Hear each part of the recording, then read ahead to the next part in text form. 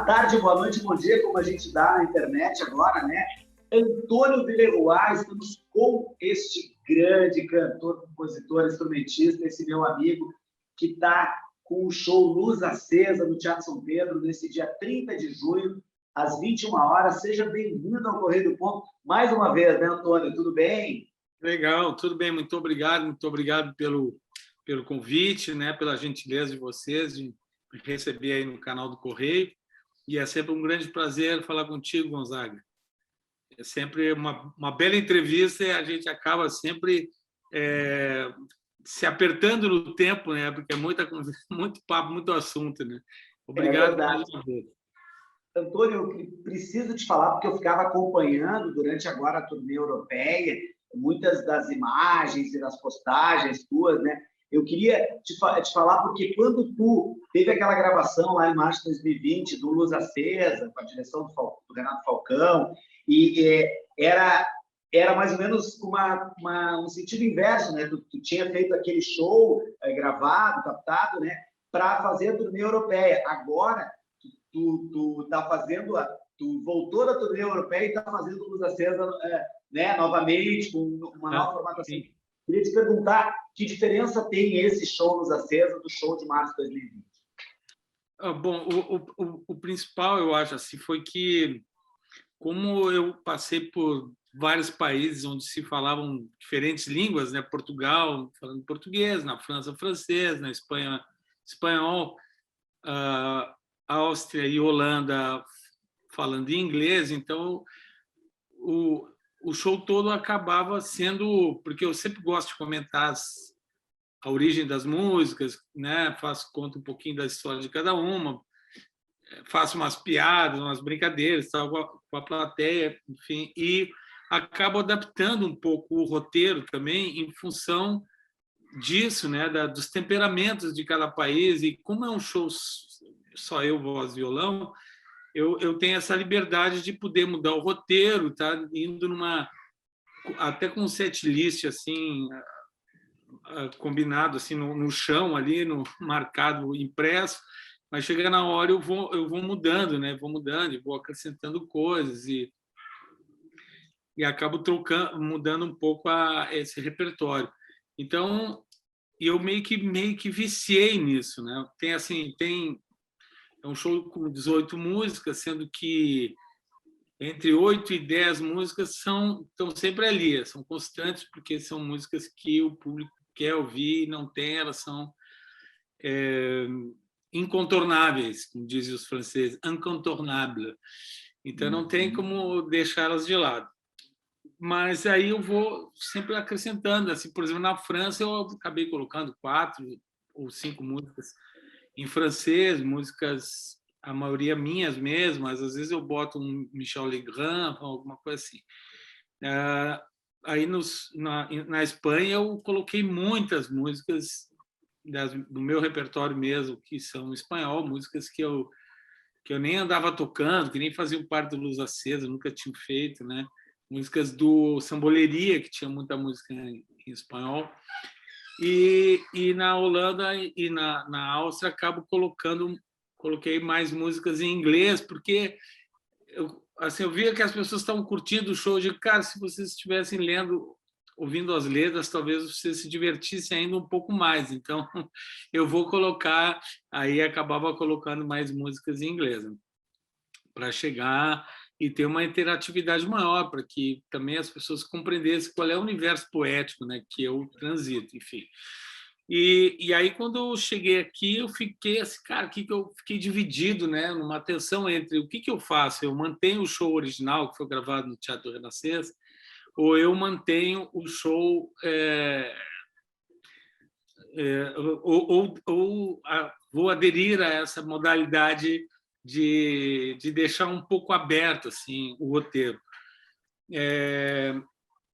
Daí eu, inclusive, eu tinha pensado, não, vou fazer mais parecido com a Europa. Inclusive, eu não tinha chamado o Bernardo Zubaran e a Paula Kirsi, que estão, né, no show gravado ao vivo, porque eu tinha feito esse show completamente sozinho e tal, e eu vou manter esse espírito da Europa, porque é meio que um diário de bordo. né? Coloquei com um subtítulo Diário de Bordo. E o subtítulo da gravação era A Música Tem Razão, né? Em função da ideia iluminista de Luz Acesa, que não é só um título de uma música, mas é também um libelo ao iluminismo como racionalidade, como ciência, como um apelo ao bom senso, né? Como saídas falsas dessas mitificações malucas e essas religiosidades extremistas que a gente está vivendo e extremismo de violência e tantas outras coisas, né? Então, o Luz Acesa é um show, ao contrário da violência, é um show de... As canções, a maioria, são sobre o amor, né? Mas, ao mesmo tempo, elas também são um apelo à razão, ao pensamento racional e tal. Então, A Música Tem Razão. Aí, quando, na volta, eu digo Diário de Bordo, Luz Acesa, Diário de Bordo da turnê europeia, né? Então, ali ia ser mais nessa direção. Aí, o show ia acontecer no dia 28 de maio e eu tive dengue. Fiquei uma semana hospitalizado com dengue, né? E uma dengue hemorrágica, assim, que tem que ter muito cuidado. Realmente eu não fiquei muito bem, principalmente nos 3 primeiros dias, mas depois fui melhorando. Mas todo esse tipo de situação, né? Doença, coisa assim, faz tu ficar um pouco recluso, e dá uma diminuída no ritmo, que eu estava num ritmo muito frenético de tudo, assim, de trabalho, de viagem, né? E aí eu tive tempo de repensar algumas coisas, inclusive dei uma repensada enquanto isso, já que eu vou adiar o show, vou repensar. Aí retornei, chamei de novo a Paola e o Bernardo para recolocar aquelas canções que nem sempre estavam no repertório, né?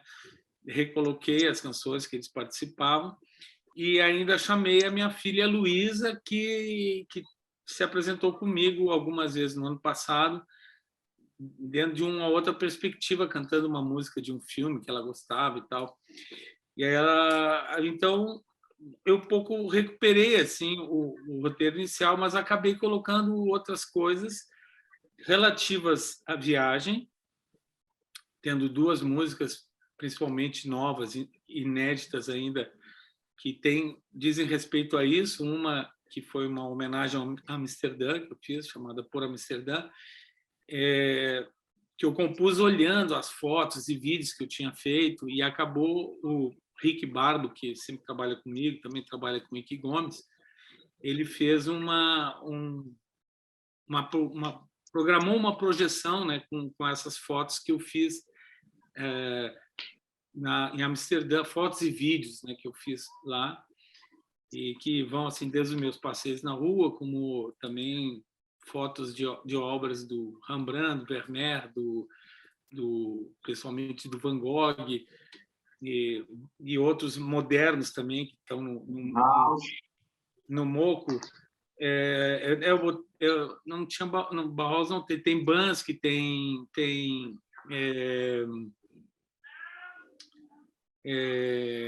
eu acho que dos modernos, eu acho que ficou só Banksy mesmo, que é do Museu MoCo, né? Então entrou essa música, e aí outra coisa, eu estava vendo assim as fotos que pessoas publicaram nas suas redes sociais depois dos shows, né? Em todos esses países, as pessoas vinham fazer o foto, publicavam e me marcavam. Aí eu digo, cara, que legal, acho que eu vou fazer uma música sobre as fotografias.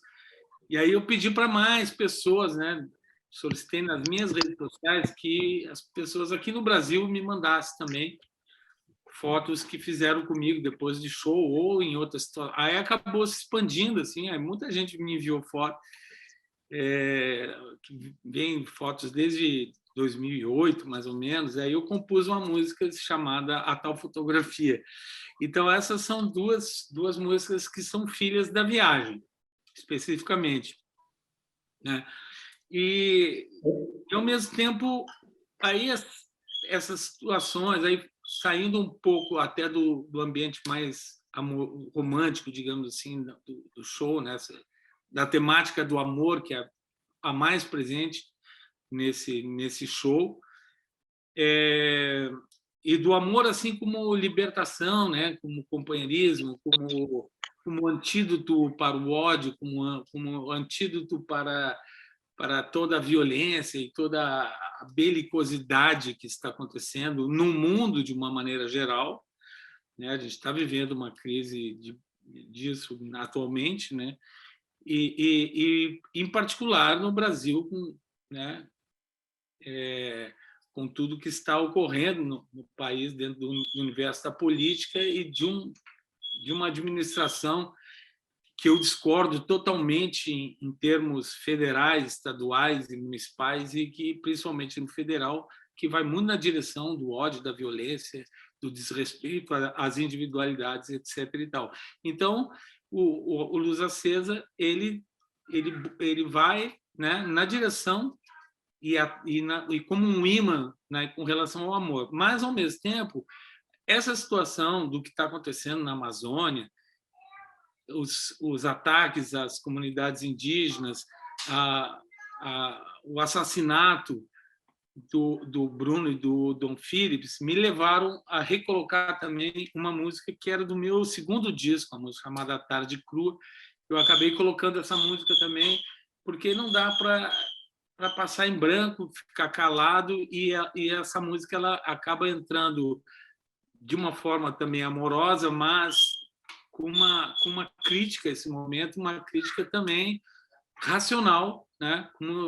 Pensando no que os iluministas diriam nessa época, Voltaire, sobre isso, né? Voltaire, Diderot, Jean-Jacques Rousseau, enfim, todos esses caras que inspiraram a Revolução Francesa, uma transformação da sociedade em direção às liberdades individuais e tal, e a desconcentração do poder que ficava na mão dos monarcas, né? Então a gente está voltando a ter que falar sobre tudo isso de novo.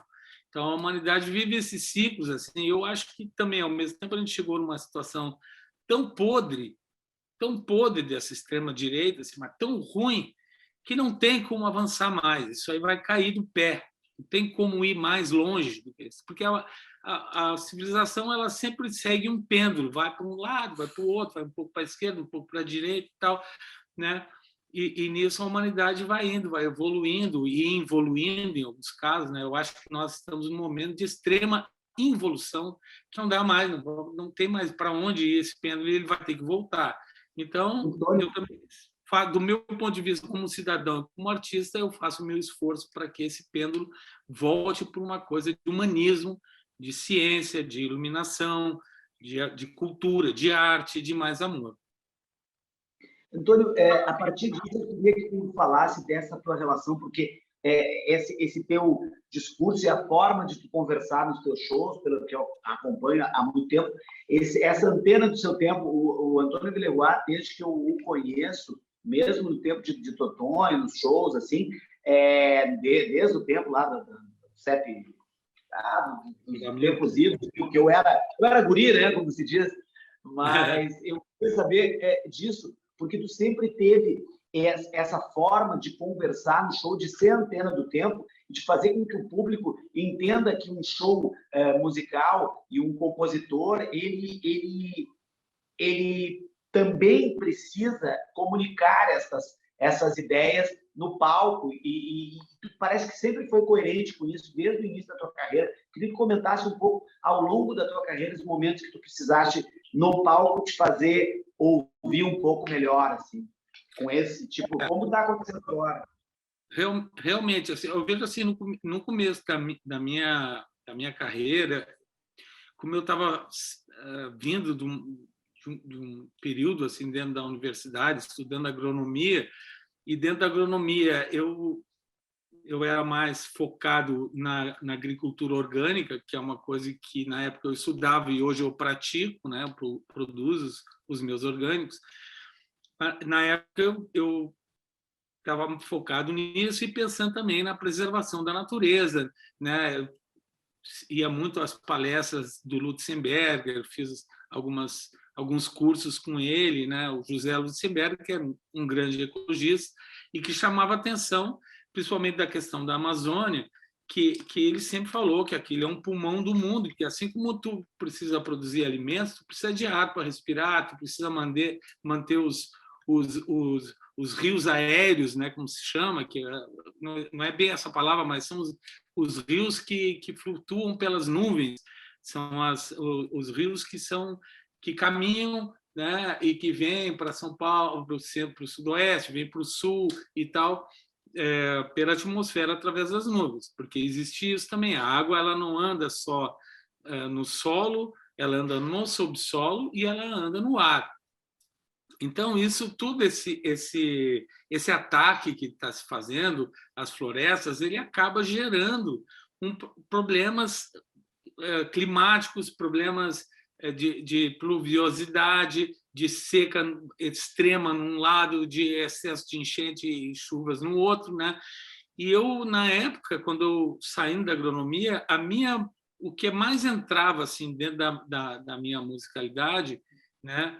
Além das críticas à ditadura que estava já chegando ao seu fim, né? Que também já estava numa situação de podridão que não tinha mais para onde ir, de excesso de inflação, de fome, de problemas totais. Então, tinha isso e tinha principalmente a questão ecológica.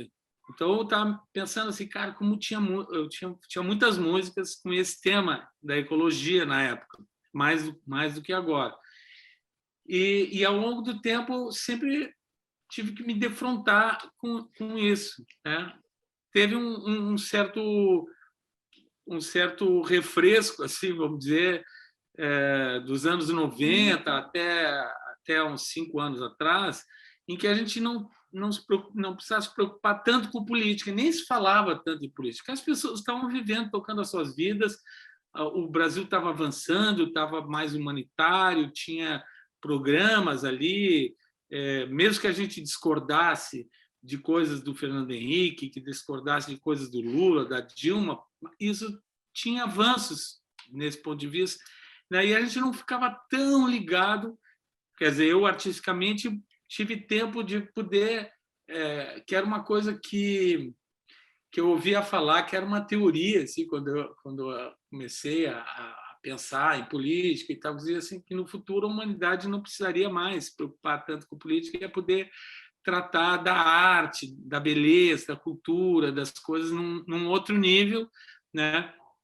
Mas daqui a pouco, e eu achei, em um dado momento, isso um pouco aconteceu, assim, eu construí um repertório grande, que foi gravado por muitos artistas ao redor do mundo, onde esses temas assim, mais políticos, mais ásperos, eles nem apareceram.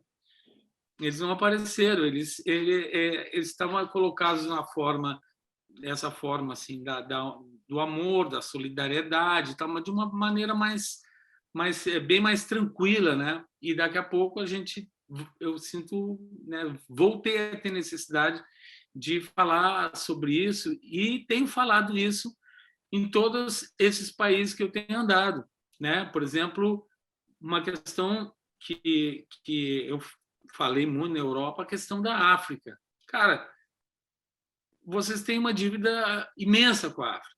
Vocês foram lá para a África, extraíram coisas de lá, escravizaram, colonizaram, ficaram lá um tempão, tiraram riqueza, né?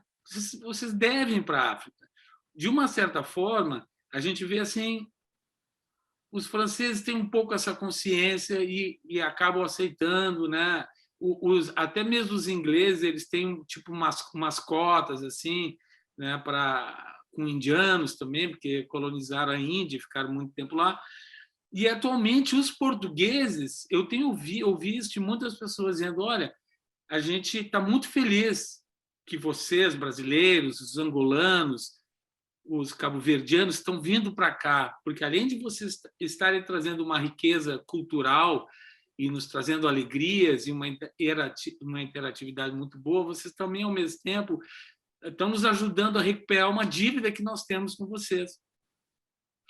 Nós temos uma dívida que a gente foi lá para o Brasil em 1500 e ficou extraindo tudo. Extraía pau-brasil, cana-de-açúcar, ouro, couro, tudo vendido a um preço vil, muitas vezes nem vendido, o preço vil vendido quando era a época do Shark e tal, mas quando era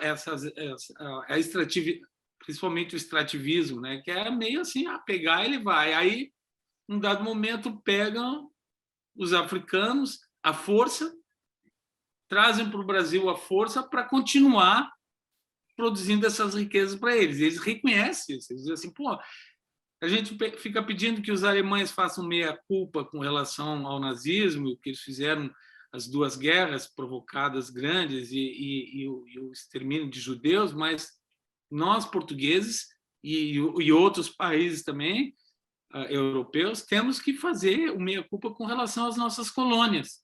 A Alemanha, por exemplo, não é engraçado isso, porque algumas das motivações, né, tanto da Primeira como da Segunda Guerra, é que alemães e italianos não tiveram colônias, como tiveram os ingleses e os franceses, principalmente. Os belgas tiveram colônia, que hoje é a República Democrática do Congo, uma época se chamava Leopoldville, que era tipo um quintal do rei Leopoldo, né, da Bélgica. Depois ficou conhecido como Congo belga, depois virou Zaire. E esses lugares são estuprados, assim, estuprados nos dois sentidos, tanto as mulheres são estupradas, como as riquezas são carregadas assim de uma forma absurda. Eu tive na República Democrática do Congo, em Kinshasa, junto com Locoacanza, que é um grande artista de lá. A gente foi rodar um documentário e em 8 dias que eu passei lá eu vi uma miséria, coisa horrorosa, assim, uma coisa assim, tem cidades que não tem luz, entende? Eu passei um dia saindo do aeroporto, passo por um lugar totalmente escuro, assim, e aí só com luz de lampião, vela, sei lá o quê. E o cara que estava no nosso guia, né, eu pergunto o que é isso? É uma festa? Ele disse, não, isso aqui a gente chama de a Pequena China. Mas por que a Pequena China? Porque tem uma enorme população e tal, não sei o quê, não sei por que deram esse nome, né? Mas e por que eles estão assim com luz de vela? Não, porque não tem luz nesse lugar. Esse lugar que não tem luz. Até mesmo onde moram a parte da família do Loquá, que eu fui lá visitar, os esgotos, assim, vai uma estrada de terra e o esgoto não é o esgoto pluvial, o esgoto cloacal mesmo, rolando a céu aberto dos dois lados, sabe, da estrada. Uma coisa horrorosa. Então, lá, certamente, é uma situação muito pior do que a nossa, mas às vezes eu começo a olhar para o Brasil, cara, se a gente se lá, eles vão transformar isso aqui num Congo, sabe? E ficam se desfazendo de tudo, agora se desfazendo das empresas de energia, sabe? Eu vou te dizer uma coisa, eu poderia ter comprado a CE, 100 mil reais, eu comprava. Agora a divisão dos lucros foi 1,2 bilhões. Que empresa é essa que estava dando prejuízo, foi vendida por 100 mil reais? Que isso, Antônio, cara? Eu comprei um carro por esse preço. Antônio, já que tu deu o gancho, tu falou das velas lá em Kinshasa, na região lá do Congo, eu queria te perguntar, que a gente está chegando perto do final, a gente já fez lives históricas de 2 horas e meia, agora a gente está mais econômico, porque os tempos de internet, mas o conceito de luz acesa, não só da música, nós falamos aqui, e me parece, a gente pensa sempre naquela coisa da Eureka, ou também do Thomas Edison, no sentido de descobrir os ferramentas, etc. Mas eu queria que tu conceituasse o Luz Acesa e já desse um serviço também do show, já falasse 18 músicas, o tempo de duração, e Teatro São Pedro, 30 de junho, 21 horas, né, ingressos aonde, mas também, principalmente, o conceito de Luz Acesa, não só a música, mas como show. Como mais ou menos isso que eu penso nessa coisa das ideias, assim, eu vejo sempre o Antônio com a Luz Acesa, com essa cabeça sempre super pensante na realidade do mundo, então era isso que eu queria que tu conceituasse o Luz Acesa. Esses tempos eu estava pensando numa imagem, fui procurar assim, imagens, né, por luz acesa, e joguei assim no Google, luz acesa, ideia e tal, e apareceu o Lampadinha, que era o Lampadinho, que era um personagem que estava com o professor Pardal, né?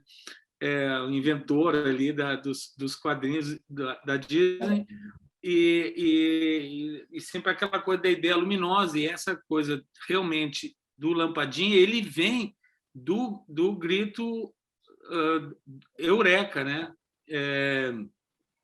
Desde o tempo do...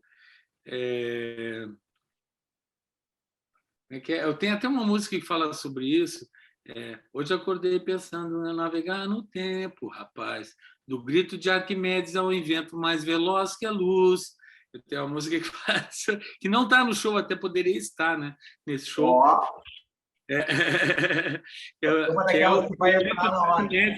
O grito do Arquimedes foi isso, né? Eureka, quando ele tem uma inspiração, uma ideia, assim, e vem uma luminosidade, né?